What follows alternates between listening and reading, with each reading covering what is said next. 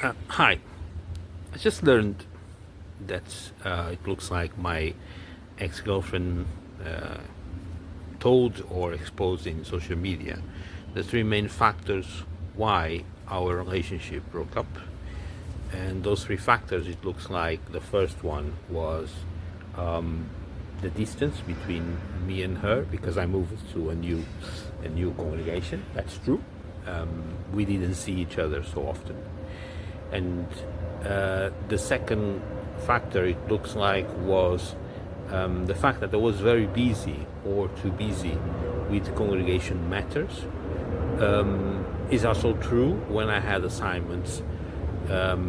We didn't see each other so often, or we didn't pick up the phone when someone calls so often. The third factor, she says, was personality, which is partly true. Let's break break down each of these factors in bits and pieces. Let's look to the third one. She talks about personality. That's true, but it's not only about personality. It has also a lot to do with maturity.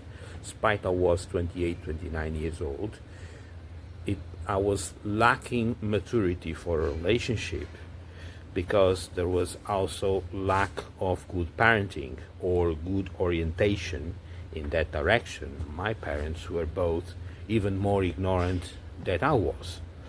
Not going to detail how was the relationship between my parents, but if you have a chance to investigate a little bit how my parents were dealing with each other through the years, you will understand that the distance between me and them is huge. I made quite progress comparing to themselves, but obviously that happens because I'm from a different generation. But I still lacked orientation. And on the other hand, we have to take in consideration how was the other person, because my personality, possibly a little bit obsessive or possessive regarding her, it also was fueled by her own behavior. Let me explain why.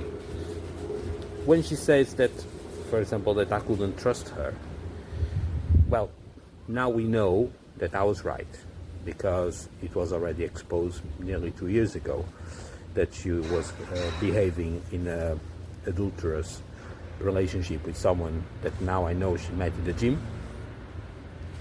And now I know that her husband and the whole family is aware of it. She committed adultery for a long time. Her husband apparently knew it and let it go. We don't know why, doesn't matter. And it was her daughter who exposed her. Right. I am happy that such adultery from her happened with her husband and not with me, because those were precisely my biggest fears when I was dating with her. I started dating her, she was very young, very needy. I'm not going to say I took advantage of it, but probably that's what happened. And on the other hand, I noticed, because these things sometimes are genetical, that she had a tendency for having a side relationship with someone else.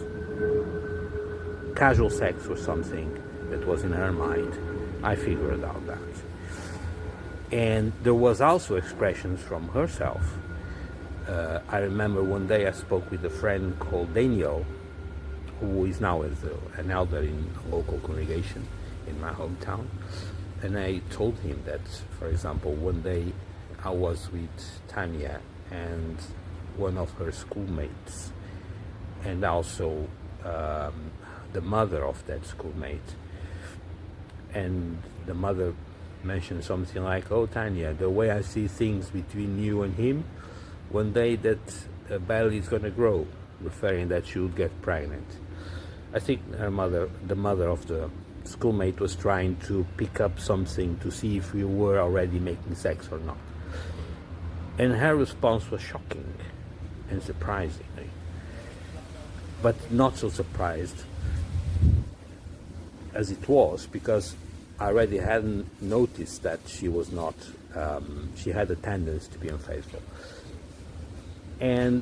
But her reaction was shocking. She said, oh, if I was getting pregnant, it was not from him. So how do you understand that? Well, she said that. I stopped. I stared at her with this face, with someone who couldn't believe what he was hearing. And she couldn't give me any explanation for what she said. She could say at least, oh, sorry, I expressed myself. I didn't express myself properly. Sorry, I used the wrong words. Nothing at all. So those things start, wandering in my mind, and it affected the relationship from that moment and beyond. And obviously, with the distance, soon I moved to another congregation in 2001. We didn't see each other so often, it's true, and it caused insecurity from both sides. And when we had sometimes some issues between me and her, any disagreement, any argument, when you were together in the same congregation, seeing each other more often, we would sort it out easily because she was cooperating, she was cooperative. But since the moment we moved to another congregation, her own insecurity caused her to escalate or aggravate the problem we had. So it means that she also failed, but obviously that happens with all human beings. We are not perfect and we all fail. Obviously that is not only me, it's not only my fault, it's not only me who failed, she would fail as well, she failed as well. And the fact that I was busy, I was already busy, too busy with congregational responsibilities before I moved to another congregation. So I think the second one, she misplaced it, or is more like an excuse. The third one, personality, she's right and she's not right. Because in the end, if I probably gone too far in my attitudes, in my considerations, and as I explained it already, it was due to my own lack of maturity. I was 28, 29 years old, but I was not behaving as a man of that age. I was very mature, mostly in a romantic relationship, because I had no experience, and on the other hand, I had no parental orientation. So basically, I didn't know how to deal with the challenges of a relationship with someone else, because my parents didn't have it as well. The proof of this is that they got divorced after 25 years, and their relationship was always very stormy since the very beginning until the end. But don't forget also the other side, because when a relationship breaks up, it's not only one person's fault, it's also the other person's fault. It's both faults from both sides. And she didn't cooperate a lot because she was not really reliable. I'm going to tell another story. It happened, I'm not sure if it was on it was not on the Christmas Eve, it was on the New Year's Eve. Her best friend invited us to go to spend the evening with her and her parents, and we gone. We took the chance to socialize a little bit more with the family in the same congregation where we were. And the patriarch of that family, who now is deceased, was a man who was very blatant when he had to look to someone, to a female, despite being married, having two daughters, one of them already married too. He was already a grandfather of two at least, but he was still very blatant when he had to look to a girl, mostly if she was attractive. And he was very blatant when he was looking to Tanya's main parts.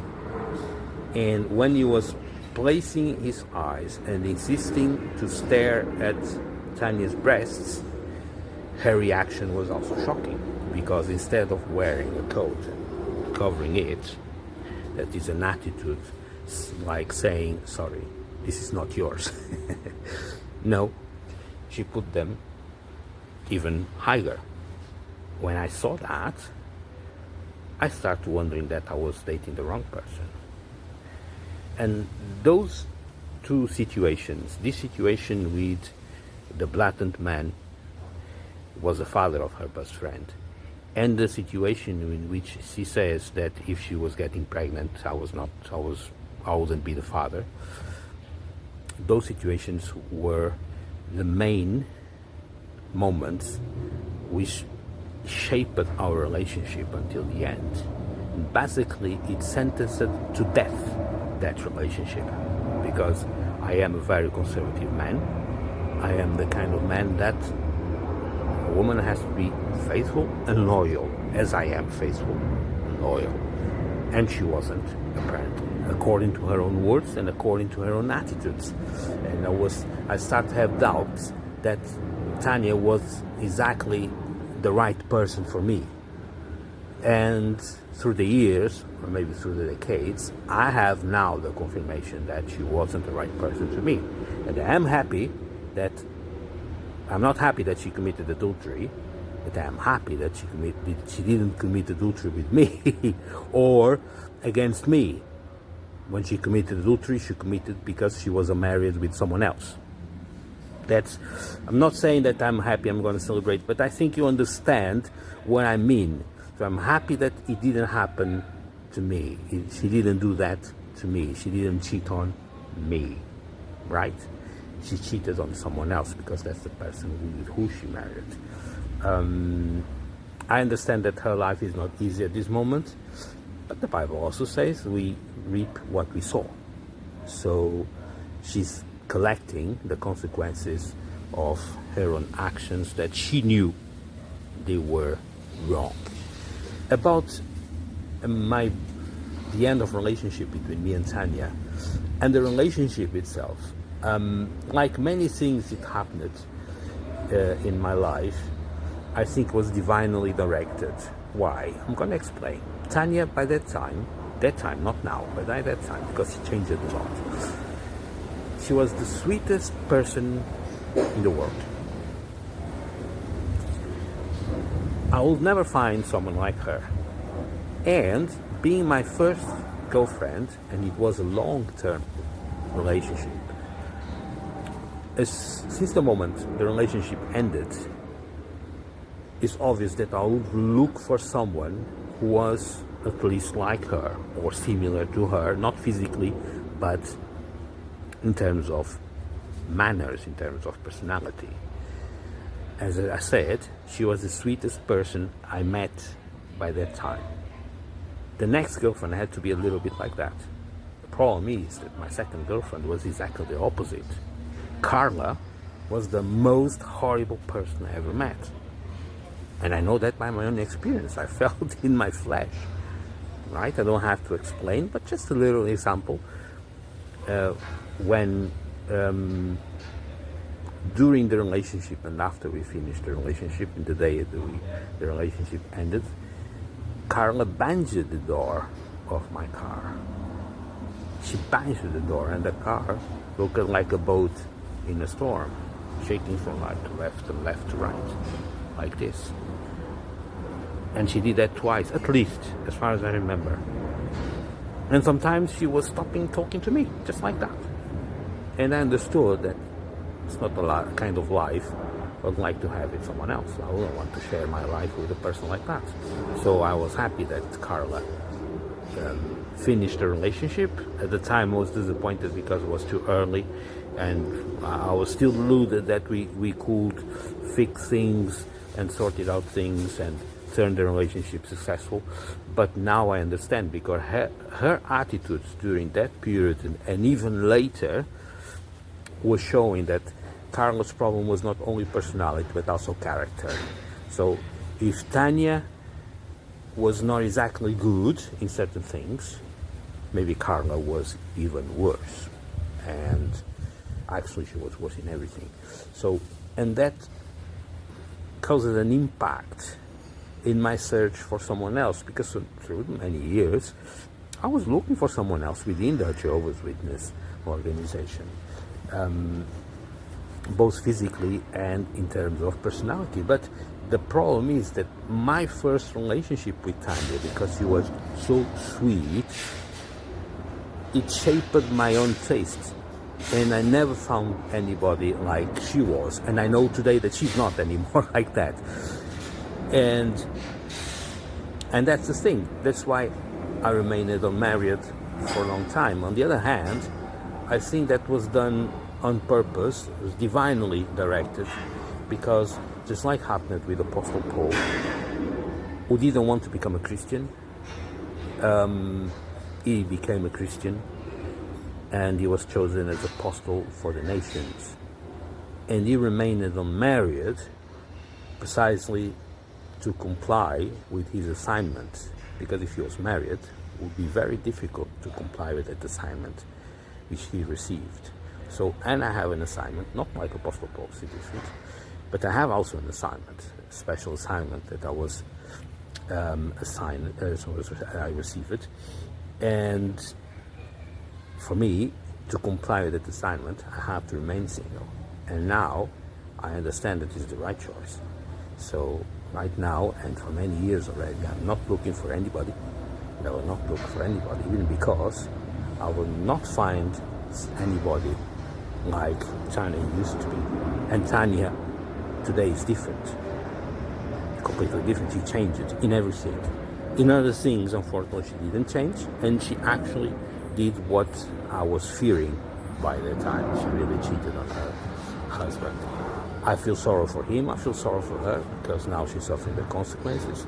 I don't feel sorrow for me, because it's not my problem and it's not my business. But that's the thing. Let's make a summary of all these issues. Tanya said that there was 3 main factors that resulted in the end of the relationship. Distance is true. I moved to another congregation. We didn't see each other so often, and that causes insecurity from both sides. And the insecurities led or escalated the problem to become bigger and bigger and bigger until it was not sustainable anymore. The second was being too busy. I was already too busy before, but I would be even more busier if the relationship wasn't broke, and I would receive the assignment as an elder. I would become even more busy. And if she was complaining before, then she would be complaining even more. So, and then the third was personality, but had to do with lack of maturity, but also lack of character on her, because her father, just to give you an example, because these things sometimes are genetic. Sometimes we are what our parents were. And in her case, I warned her, and many people may later on agree with me. Her father never was faithful to his wife. Tanya herself is not a daughter of his father's wife. I met a part of Tanya. I met Marcos, her brother, and I met a couple of half brothers she has all around the place. The man was making kids all around the place. He had different relationships with different women, here, there, and there, despite having a wife since the beginning. Her older brother, or half-brother, Paulo, I think is his name, is the shape of Tanya. Round face, nose, everything. So, and he was my age, or even older than me. I think he was older than me. So, her father never learned to be faithful. That was in his blood, in his DNA, and he passed that DNA to Tanya. Tanya, she claimed to be faithful. I grew up with an absent father. I don't want that for my family. Well, that is just what she was saying. Just rhetoric. Because in the end, and now we have the proof, she committed adultery. He cheated on Adriano, her husband. And I am happy it didn't happen to me. I'm not happy it happened to him, but I am happy it didn't happen to me. She didn't do that to me because I didn't give her a chance or a time for it. So, but that was my worst fears, because I noticed her attitude. There's an expression we used to say in Portugal, that the wife of Caesar, she has to be serious, but she has to look serious as well. And Tanya, in that details, she wasn't really serious, and now we have the confirmation. So, and that was the main issue, because when I saw those things, those two episodes that I counted, first the fact that if she was getting pregnant, I wouldn't be the father, as she said, it shocked me, it worried me a lot.